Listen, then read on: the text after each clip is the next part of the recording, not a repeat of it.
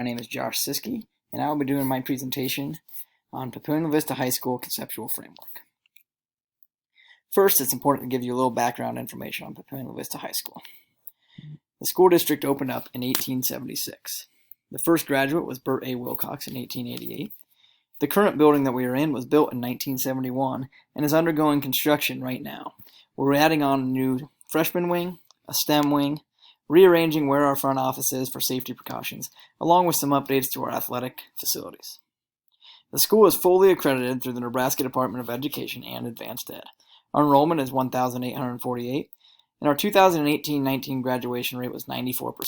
We're still waiting to find out what the 1920 graduation rate was exactly. The demographics of the high school are below. Our special education population is 9.7% of our population. Black students make up 5.1% of our population. 11.4% of our students are Hispanic students. 26.6% of our students are on free and reduced lunch. And 1.6% of our students are ELL, English Language Learners. The graduation requirements for Papillion Vista are pretty simple. You must earn 45 credits to graduate. 8 of those, or 4 full years, must be English. 6 math, 6 credits in science, 6 credits in social studies, and 3 credits in physical education. Then you need to add on 16 additional credits. Those credits can come from electives, or they can come from, let's say, another year of math, another year of science, another year of social studies. That would be 8 of the credits right there, and that's a lot of times what kids that want to go to a 4-year college usually end up doing is taking 4 years of their core, but it's not a graduation requirement for students that don't plan on going to a 4-year college. The mission statement of Papillion Vista is to provide an opportunity for all students to maximize their potential by meeting their needs in order to prepare them to be productive and responsible citizens. Interestingly, we no longer have a vision statement. We had this as recently as last year and was even posted up in our front office. But with new leadership in our central office, they decided to take that down. The governing beliefs of Papillion Vista High School are below, and they are: all students can learn when their unique needs are met. All students will be challenged to work at their full potential. All students have the right to an education in a safe learning environment. All students will have access to resources that will enhance their learning. All students will be supported cooperatively by the school, family, and community to prepare them for their roles as citizens, workers, and family members. And all students will be exposed to the concept of learning as a lifelong process that allows them to be adaptable to change in a multicultural global society. I wanted to look up what our school district had for mission and vision statements, and what they have more is a purpose and a direction. The purpose of Papillion Vista Community Schools is to prepare every student for a successful transition into the next phase of his or her life. And the direction of the Papillion Vista Community Schools is to prepare every student for success through superior educational programs delivered by highly effective educators who use innovative, research-based strategies in a safe and supportive environment in collaboration with family and community members. The district values and beliefs are excellence, commitment, teamwork, continuous improvement, respect, hard work, and we embrace the conviction that all students can achieve. Just recently, I was able to be on a committee for our athletic department, so I decided to include that in these slides. And that committee was our MVP committee, or the mission, vision, and core principles. So myself, along with several other coaches and a couple of administrators, sat down on a couple of different occasions and came up with our mission statement, our vision statement, and our core principles. Our mission statement for the athletic department is that Monarch athletes support our athletes, in becoming respectful young men and women who are accountable, strong leaders in the school and community, who are adaptable and win the day with relentless passion.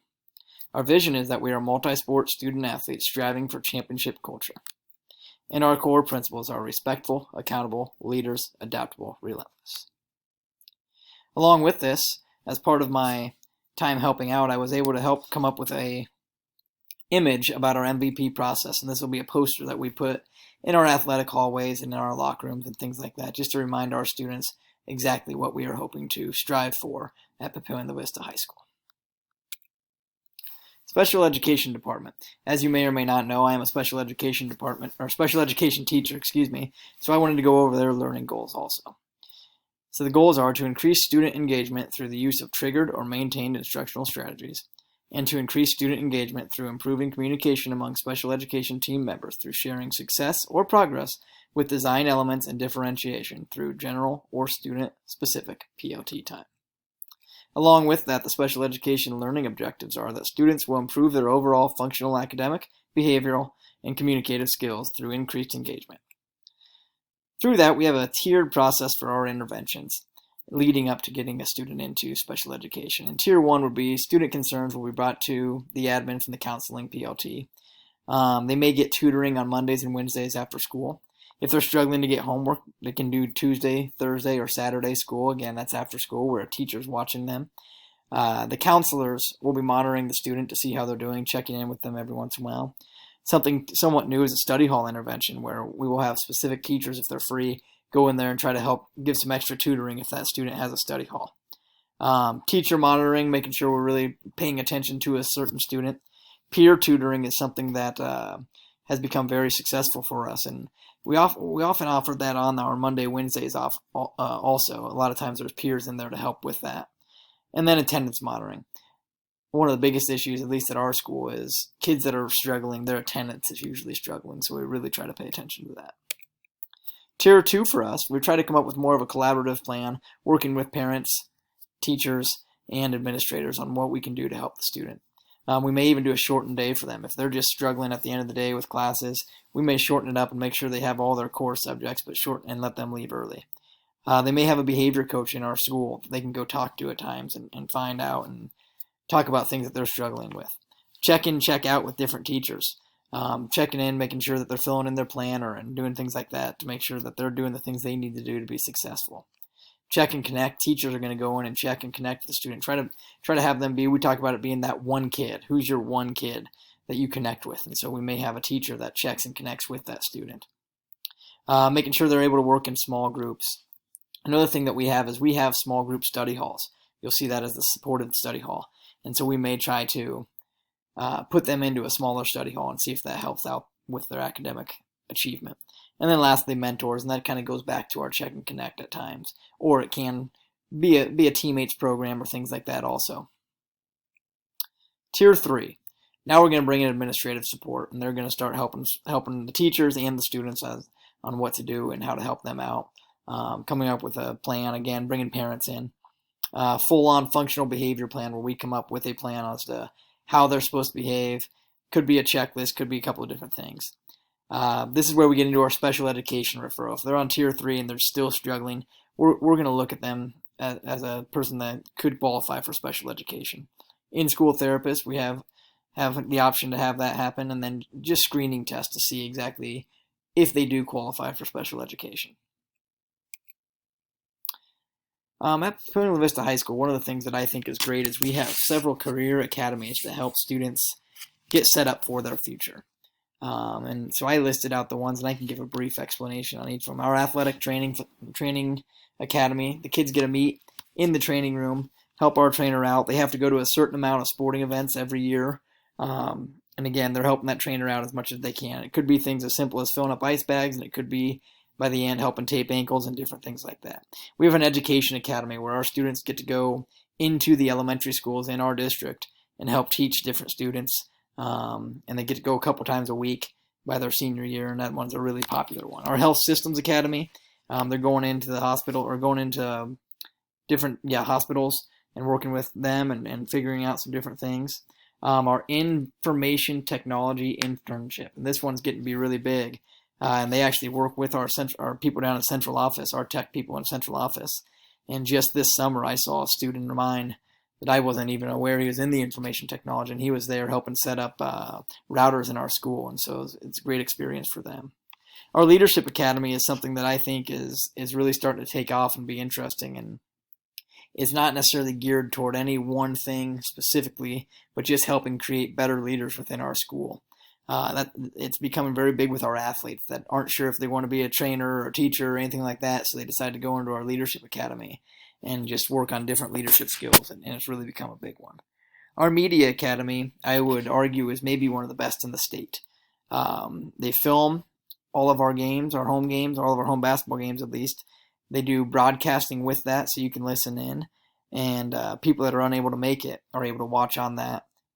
and listen to the high school kids broadcast the games. And it's a great experience for our kids. They do it for football, they do it for basketball, volleyball, and then they try to get out to some of the other lesser watched sports and also do it there. And they do a fantastic job with that. The things they do for the students are fantastic. We have a zoo academy where the students actually go to Henry Dorley Zoo and learn down there. And then they take some of their core classes there, and then they're helping out at the zoo, doing a variety of different things. College Jumpstart's a program helping students just get ready into going into college. And then our law, public safety, security is also working out with a couple different agencies to work on learning the law, learning public safety, learning security. And again, that one's a newer one that we're still trying to get up off the ground for us. Lastly, I want to talk about our admin goals for the 2020-2021 year. I was lucky enough to sit down and talk with our administrators about this, and they were kind enough to let me see exactly what their goals were for the year for Papillion Vista High School. And so they said they will make changes based on student outcomes. They want to see what the student outcomes are and then change. We will process our daily tasks and make adjustments to be more efficient. This will include teacher evaluation as well as student interactions, discipline, attendance, general problem solving. We will continue procedures with the attendance office to help address the rise in absences. As I stated earlier, absences are becoming a bit of an issue for us, so they're really trying to address that. We will continue to push our teachers to share and collaborate best practices using the Marzano design questions. Marzano was a program, I'm sure you are familiar with it, but they came in and taught us for 2 years different Marzano design lesson planning strategies and things like that. And so now it's up to our administrators to help push and make sure teachers are continuing to use those strategies. We'll continue to push our teachers to facilitate learning, engaging students to reach their maximum potential. We will continue to support our activities in athletics with the understanding that we are responsible for the whole child. We will continue to support the PLT process in order to encourage the productive collaboration of teacher teams. We will work to find ways to support students in math and foreign language. And lastly, we will continue to reflect on our data and use it to make informed decisions to improve student learning. That's the end of my presentation. Most of my information, if it wasn't pulled directly from our administration, was from the website on plcschools.org. Thank you.